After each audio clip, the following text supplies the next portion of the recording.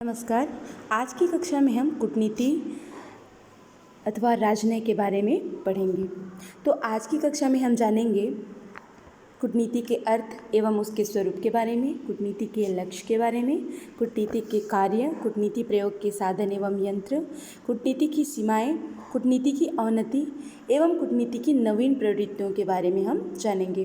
तो आइए सबसे पहले जानते हैं कि कूटनीति का अर्थ क्या होता है। कूटनीति जो अंग्रेजी भाषा का शब्द है, डिप्लोमेसी का जो समानार्थी शब्द है, इसका जो प्रयोग है सन 1796 में एडमंड बर्क ने सबसे पहले किया था। जो अंग्रेजी भाषा का ये जो शब्द है डिप्लोमेसी, इसकी जो उत्पत्ति है वो ग्रीक भाषा के डिप्लाउन शब्द से हुई है, जिसका अर्थ होता है टू फोल्ड, मोड़ना अथवा दोहराना। पहले जो प्राचीन रोमन साम्राज्य था उसमें पासपोर्ट एवं जो सड़कों पर चलने के लिए अनुमति पत्र जो है वो आदि जो है वो फोल्ड करके दोहरे करके दिए जाते थे। ये जो पासपोर्ट और अनुमति पत्र जो होते थे वो धातु के पत्रों पर खुदे रहते थे, जिनको डिप्लोमा कहा जाता था।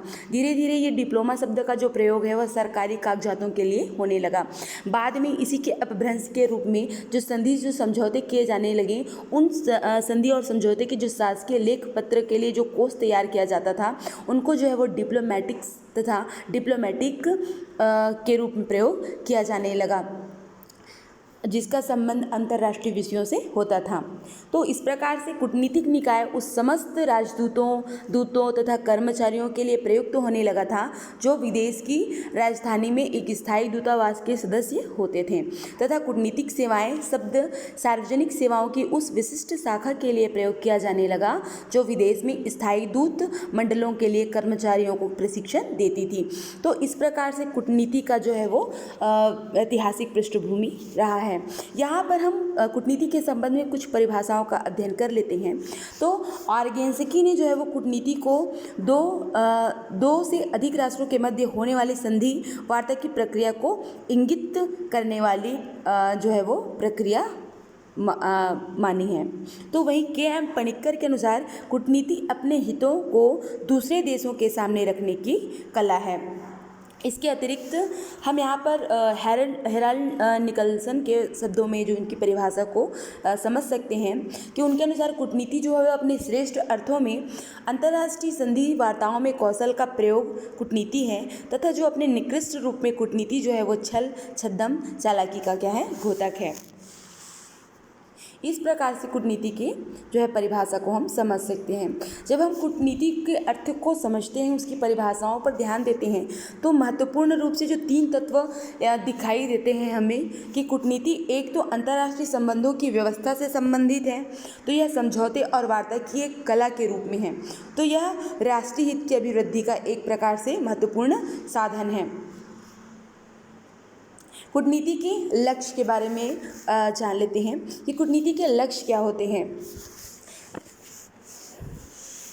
अंतर्राष्ट्रीय राजनीति के परिप्रेक्ष्य में कूटनीति के जो है वो निम्नलिखित लक्ष्य होते हैं। पहला तो है यहाँ पर राष्ट्रीय हित की रक्षा। कूटनीति का जो मुख्य लक्ष्य है वो अपने राज्य के हितों की रक्षा करना होता है। प्रत्येक राज्य का बुनियादी हित अपनी सीमाओं की रक्षा होता है। इसके अतिरिक्त आर्थिक हित, व्यापार, राष्ट्र की रक्षा आदि महत्वपूर्ण विषय हैं, तथा कूटनीति इनकी सुरक्षा का क्या करती है, प्रयास करती है। तो इस प्रकार से जो है कूटनीति का महत्वपूर्ण उद्देश्य या लक्ष्य राष्ट्रीय हित की रक्षा करना होता है। दूसरा यहाँ पर दिया हुआ है राज्य की अखंडता की रक्षा। कूटनीति का एक महत्वपूर्ण लक्ष्य यह है कि वो अपने देश की प्रादेशिक अखंडता के साथ साथ जो है वो राजनीतिक एवं आर्थिक अखंडता की भी रक्षा करे। आज केवल सैनिक आक्रमण से ही राज्य की सुरक्षा खतरे में नहीं पड़ती है, वरन सामाजिक महत्व के क्षेत्रों पर नियंत्रण करके आर्थिक दबाव एवं देश में राजनीतिक प्रभाव बढ़ाकर भी उसकी सुरक्षा को खतरे में डाला जा सकता है। तीसरा है कि इसका महत्वपूर्ण लक्ष्य कूटनीति का होता है कि मित्रों से संबंध बढ़ाने का प्रयास एवं शत्रुओं को तटस्थ करना। कूटनीति अपने राष्ट्रीय हितों की उपलब्धि के लिए जो है मित्र देशों के साथ अपने मैत्रीपूर्ण जो संबंध है उसको दृढ़ बनाने का कार्य करती है, तो वहीं ऐसी शक्तियों को तटस्थ बनाती है जिससे राष्ट्रीय हितों को हानि पहुँचने की संभावना होती है। इसके साथ साथ कूटनीति का महत्वपूर्ण जो है वो उद्देश्य होता है कि यह विरोधी शक्तियों के गठबंधन को रोकने का काम करता है। कूटनीति का एक लक्ष्य होता है कि यह अन्य राज्यों को अपने राज्य के विरुद्ध संगठित होने से रोके। इसके लिए उसे कुछ राज्यों के साथ समझौता करना होगा और कुछ को समर्थन देना होगा तथा कुछ को तटस्थ रखने का प्रयास करना होगा। तो ये कूटनीति के उद्देश्य के अंतर्गत आते हैं। एक महत्वपूर्ण उद्देश्य जो है वो कूटनीति के अंतर्गत कि युद्ध का संचालन, युद्ध आज भी जो है वो अंतर्राष्ट्रीय राजनीति का एक महत्वपूर्ण तथ्य है। यदि युद्ध छेड़ना आवश्यक बन जाए तथा संधि वार्ता के सभी साधन असफल हो जाएं तो कूटनीति के दायित्व का जो है रूप बदल जाता है। यहाँ पर हम के.एम. पणिक्कर के शब्दों में कह सकते हैं कि प्रभावशाली कूटनीति के बिना ना तो युद्ध लड़े जा सकते हैं और ना ही जीते जा सकते हैं। युद्ध से पूर्व गलत कूटनीतिक तैयारियाँ एवं युद्ध काल में प्रभावहीन कूटनीति एक शक्ति संपन्न राष्ट्र की हार एवं उसके विनाश का कारण भी बन सकती है। तो एक महत्वपूर्ण जो है कूटनीति का कार्य, उद्देश्य, उसका लक्ष्य जो होता है कि युद्ध के समय जो है वो जो संचालन जो है सही तरीके से जो कूटनीति के द्वारा सही संचालन किया जाए तो हम जीत सकते हैं, और यदि सही तरीके से कूटनीति का संचालन ना हो तो वो युद्ध को हम हार सकते हैं, चाहे हम कितना भी शक्ति संपन्न राष्ट्र क्यों ना हो। यहाँ पर एक महत्वपूर्ण लक्ष्य के रूप में आर्थिक एवं व्यावसायिक लक्ष्य, पणिक्कर के शब्दों में पिछले 30 वर्षों में व्यावसायिक कूटनीति अंतर्राष्ट्रीय जीवन का एक सर्वाधिक सक्रिय पहलू बन गया है। अब प्रत्येक राज्य वह यह जान गया है कि व्यापार को राजनीतिक कार्यों में प्रमुख साधन के रूप में प्रयुक्त किया जाए। प्रत्येक राज्य दूसरे देशों में अपने उत्पादनों के लिए बाजार की तलाश करता है, स्पर्धा को घटाता है, आर्थिक सतर्कता रखता है तथा अपने हितों की रक्षा के लिए अन्य उचित कदम उठाता है। हम चीन का यहाँ पर उदाहरण दे सकते हैं कि चीन एक साम्यवादी राष्ट्र होते हुए भी अपनी विचारधारा के विपरीत जाकर पूंजीवादी का कहीं ना कहीं आंशिक रूप से समर्थन करते हुए जिस प्रकार से वो विश्व के बाजार में उन्होंने कब्जा करके रखा हुआ है अपनी अर्थव्यवस्था को बनाए रखने के लिए, तो ये उनका एक महत्वपूर्ण जो है वो कूटनीतिक कार्य हम उसको कह सकते हैं। नेक्स्ट यहाँ पर है सद्भावना की स्थापना। राष्ट्रीय हित की उपलब्धि के लिए कूटनीति को अपने सभी उपलब्ध साधनों द्वारा दूसरे देशों के साथ सद्भावनापूर्ण संबंध स्थापित करने चाहिए। तो इस प्रकार से कूटनीति का जो है वो महत्वपूर्ण लक्ष्य यहाँ पर हमने देखा। एक तो यह राष्ट्रीय हितों की रक्षा का काम करता है, दूसरे राज्य की अखंडता की रक्षा करने का उद्देश्य, मित्रों के साथ संबंध बढ़ाना तथा शत्रुओं को तटस्थ रखने का कार्य या लक्ष्य, विरोधी शक्तियों के गठबंधन को रोकने का उद्देश्य, युद्ध के संचालन में जो है वो सक्रिय संचालन में इसका उद्देश्य होता है, आर्थिक एवं व्यावसायिक लक्ष्य होते हैं इसके, सद्भावना की स्थापना करने का भी इसका महत्वपूर्ण लक्ष्य होता है। आइए बात कर लेते हैं कूटनीति के कार्य के बारे में। शस्त्र एवं मित्र युद्ध के औजार हैं। कूटनीति का कार्य बारूद को सुखी रखना तथा मित्रों को प्राप्त करना एवं लोगों को प्रभावित करना है। संक्षेप में कूटनीति के कार्य को हम इस प्रकार से समझ सकते हैं कि पहला, संधि वार्ता के रूप में कूटनीति अपने दूसरे राज्य के बीच विभिन्न विषयों पर समझौता वार्ता करने का एक महत्वपूर्ण माध्यम है। कूटनीति न केवल अपने उस राज्य से संबंध रखता है जिसके लिए वह भेजा गया है, वरन वह अन्य राज्यों के साथ भी संधि वार्ता कर सकता है। कूटनीति की अपने राष्ट्रीय हित में तर्क प्रस्तुत करता है, वह समझौता वार्ता में अपने देश के पक्ष में सौदेबाजी करता है तथा अपने देश के पक्ष में जो है वो अधिक लाभ अर्जित करने का प्रयत्न करता है। एक प्रकार से जो है कूटनीति संधि वार्ता जो है कूटनीतिक जो होते हैं वो अपने राष्ट्रीय हितों की पूर्ति के लिए जो संधि वार्ता का जो है वो काम करते हैं, जिससे अधिक से अधिक जो है वो अपने देश के पक्ष में लाभ को वो अर्जित करने का काम कर सके। दूसरा यहाँ पर निरीक्षण जो है वो कूटनीति का एक महत्वपूर्ण कार्य के रूप में हम देख सकते हैं। दूसरे राज्य की राजनीतिक परिस्थितियों का निरीक्षण करते रहना और उसका जो है वो प्रतिवेदन अपनी सरकार को भेजना, दूसरे देश के गुप्त भेदों को जानने के लिए तथा अपने हितों की पूर्ति के लिए कभी कभी कूटनीतिज्ञ जो है वो जासूसी कार्यवाही भी करते हैं। तो एक प्रकार से जो निरीक्षण करने का जो कार्य है वो कूटनीतिज्ञ के कार्यों के अंतर्गत सम्मिलित किए जा सकते हैं। तीसरा महत्वपूर्ण कार्य जो कूटनीति का होता है वह विदेश में स्थित अपने देश के नागरिकों की संपत्ति, उसके जीवन एवं अन्य हितों की रक्षा करना होता है। यदि विदेश में अपने देशवासियों के सम्मान एवं हितों को चोट पहुँचती है तो ऐसे में जो राजनज्ञ राजनज्ञ होते हैं वो वहाँ के विदेश मंत्री से संपर्क करके उनके हितों के लिए जो है वो प्रयास करते हैं, हितों के संरक्षण के लिए। यहाँ पर दूसरा एक महत्वपूर्ण जो है कार्य कूटनीति का प्रतिनिधित्व के रूप में हम कह सकते हैं। कूटनीतिज्ञ जो है वो अंतर्राष्ट्रीय संगठनों में अपने राज्य की सरकार का क्या करते हैं, प्रतिनिधित्व करते हैं। तो एक प्रतिनिधि के रूप में कूटनीतिज्ञ अपने राज्य तथा सरकार का प्रतीक होता है, उसको रिप्रेजेंट करने वाला होता है तथा उनके विचारों की अभिव्यक्ति करता है। वह अपने देश के दृष्टिकोण को बड़ी चतुरता, स्पष्टता एवं संक्षिप्तता के साथ प्रस्तुत करता है। तो एक प्रकार से जो कूटनीतिज्ञ, जो राजनज्ञ होते हैं वो उस देश की प्रतिनिधित्व करने वाले होते हैं।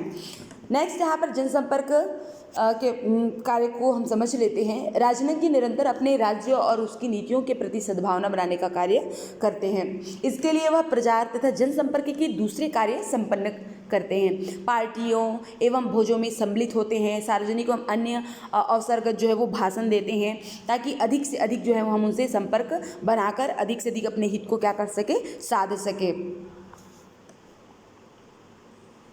इसके अतिरिक्त 1961 में वियना अभिसमय में कूटनीतिज्ञ के 5 कार्यों का उल्लेख किया गया है। जो 1961 में जो वियना में एक सम्मेलन हुआ था तो उसके तहत उसमें विदेशों में अपने राज्य का प्रतिनिधित्व करना बतलाया गया था, उनका महत्वपूर्ण कार्य। तो दूसरा, अंतर्राष्ट्रीय कानून के अनुसार अपने राज्य के नागरिकों के हितों की रक्षा करना कार्य बतलाया गया था। तो वहीं अन्य राज्यों से विविध विषयों पर वार्ता करना, वहीं अन्य राज्यों की परिस्थितियों की जानकारी प्राप्त करके अपने देशों को सूचना एवं प्रतिवेदन भेजना और स्वदेश एवं ग्रहणकर्ता राज्यों के बीच आर्थिक, सांस्कृतिक और वैज्ञानिक क्षेत्र में मैत्रीपूर्ण संबंधों की स्थापना करना आदि जो है वो कूटनीतिज्ञ के कार्यों के रूप में उल्लेखित किया गया था।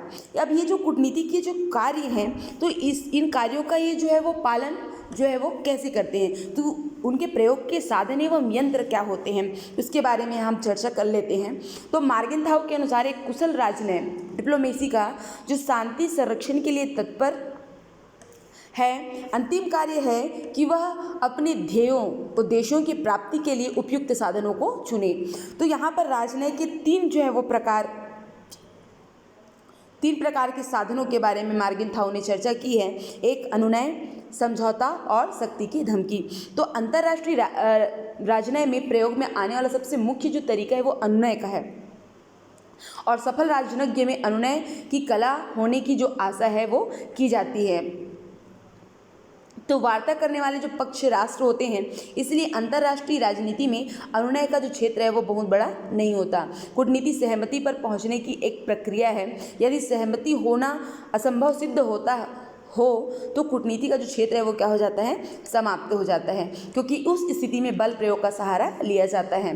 बल प्रयोग सहमति के बिना दूसरों को प्रभावित करने का एक तरीका है। कूटनीतिज्ञ जो है वो पुरस्कार का वचन या दंड की धमकी दे सकते हैं, जो दोनों की शक्तियों के प्रयोग की विधियों में आते हैं। तो कूटनीतिज्ञ को पुरस्कार का वचन देने और दंड की धमकी देने में की सामर्थ्य की भी जो है वो सीमित होती है। उदाहरण के लिए वह वे पुरस्कार पेश नहीं कर सकते जो उसके राष्ट्र के पास नहीं है।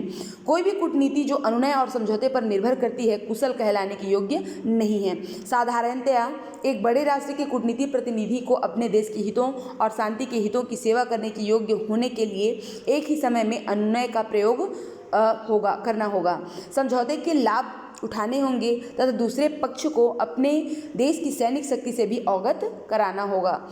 जैसा कि यहाँ पर फ्रेडरिक एल सूमा ने लिखा है कि कूटनीतिज्ञों का प्रथम कर्तव्य राष्ट्रीय सुरक्षा, परंतु सभी समयों एवं सभी परिस्थितियों में सुरक्षा शक्ति पर निर्भर रहती है तथा शक्ति उस समय तक व्यर्थ रहती है जब तक कि आवश्यकता पड़ने पर उसे सशस्त्र शक्ति के रूप में परिणित ना किया जा सके। इस प्रकार से जो है वो कूटनीति के जो है वो राजनय के जो है वो साधन हम जान सकते हैं, कह सकते हैं। यहाँ पर कूटनीति के जो है यंत्र 2 प्रकार के यहाँ पर यंत्र बतलाए गए हैं। एक तो संबंधित राष्ट्र की जो राजधानियों में जो विदेश मंत्रालय होते हैं वो एक यंत्र के रूप में कार्य करते हैं, और दूसरा जो विदेशी राष्ट्रों की राजधानियों में जो विदेश मंत्रालय द्वारा भेजे गए जो राजनयिक प्रतिनिधि हैं, ये जो है वो कूटनीति अथवा राजनय के जो है वो यंत्र के रूप में कार्य करते हैं। चूँकि जो विदेश नीति का जो मस्तिष्क है वो है विदेश मंत्रालय, क्योंकि यह जो है वो नीति निर्माण करने वाला अभिकरण है। तो यदि विदेश मंत्रालय विदेश नीति का मस्तिष्क है, तो जो कूटनीति है वो इनकी आँख, कान, मुख, अंगुलियों तथा एक प्रकार से इसके भ्रमणशील अवतार हैं। तो इनके बिना जो है संचालन के वो जो है वो विदेश नीति का संचालन कहीं ना कहीं अपूर्ण होता है।